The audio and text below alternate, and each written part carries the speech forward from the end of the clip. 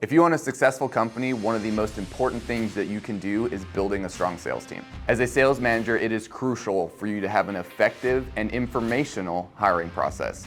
You need to get to know your candidates, you need to ask the right questions, you need to be able to get to know them not just on a personal level, but also on a professional level. A lot of the times when you are first interviewing somebody, you're only going to get the personal level of them. You don't get how they handle stress. You don't get who they are as a professional. You want to bring that professionalism out of them. They are going to get more comfortable. They are going to be more themselves as the weeks and months progress.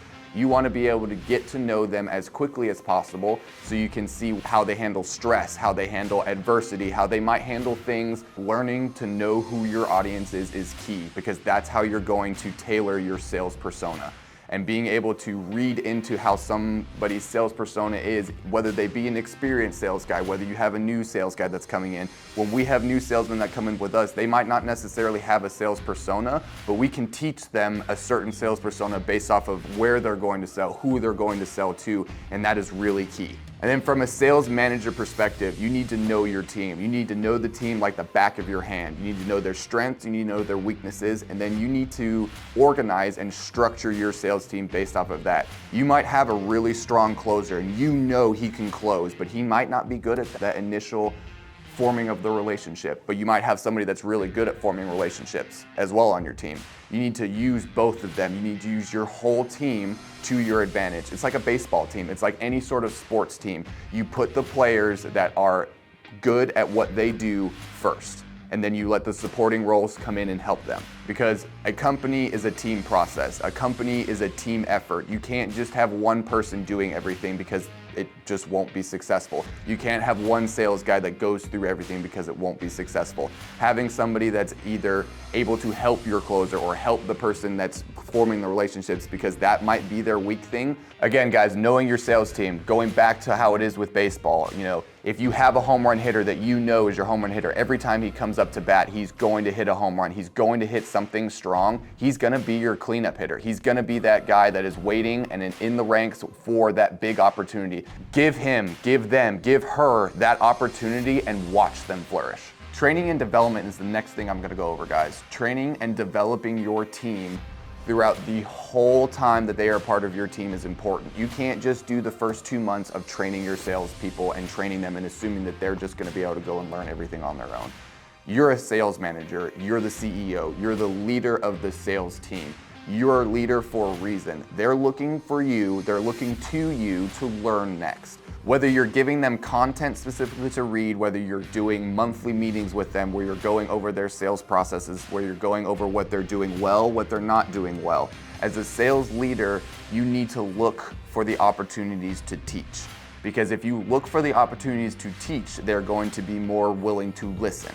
If you wait for the problem to arise where now you're looking to teach somebody based off of a failure or something that they did wrong, they're going to be a little more hesitant on listening. They're going to be a little bit more combative because you're going to be coming at them as you did this wrong. Look for the opportunities where you can teach your sales guys to learn. Look what they're doing weak, whether they're not keeping their CRM system up to date, whether they're not implementing the strategies that you have asked them to implement. You are consistently looking for those opportunities to train. I look for those opportunities to train when it comes to the people that work for us. Kyle looks for those opportunities, our CEO looks for those opportunities to train when it comes to me, because he knows if he teaches me something, I will then trickle down and teach the people that are beneath me, because he has way more experience than I do. He has years of experience, just like I have more experience than some of the sales guys that work beneath me. It's like a funnel. The information is going to come from the top and it's going to make its way all the way down to the bottom to the small representatives on your sales teams. And guess what? When they start coming up through the ranks, you're not going to have to teach them as much, because as they're coming through the ranks, they know based off of the person who had their job before them what they were doing and what they taught them. So when they start taking over positions, your training is going to become less and less. So take advantage of those learning situations. Take advantage of the situations that you can teach, because it's going to make your life easier in the long run and it's going to make your company more successful overall.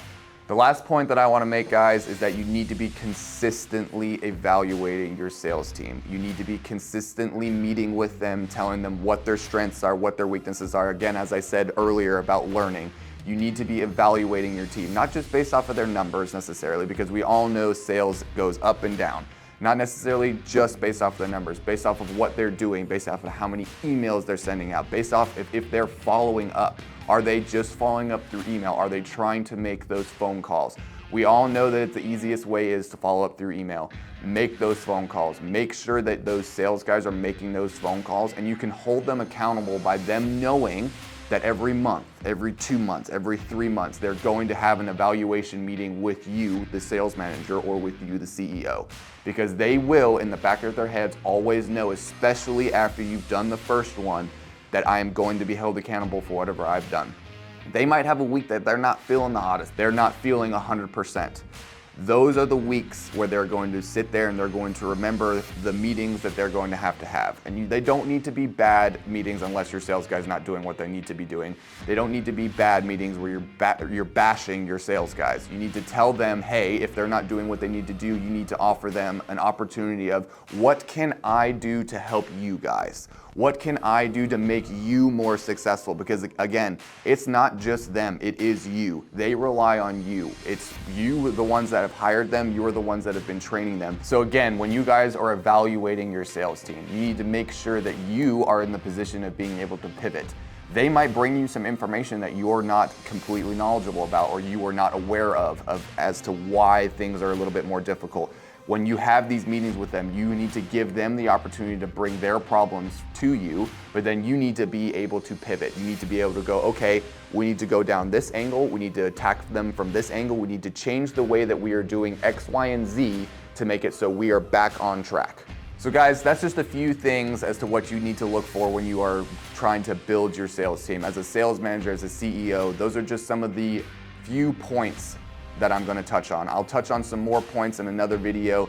If you guys have any other questions, any concerns, put them down in those comments. Send a message to me. Add me on LinkedIn. I can give you guys plenty of information. I can answer you guys any of your questions that you might have when it comes to hiring a salesperson, when it comes to putting together that strong sales team. Heck, even message Kyle. You know that he'll get a big kick out of that. Thanks for watching. See you on the next one.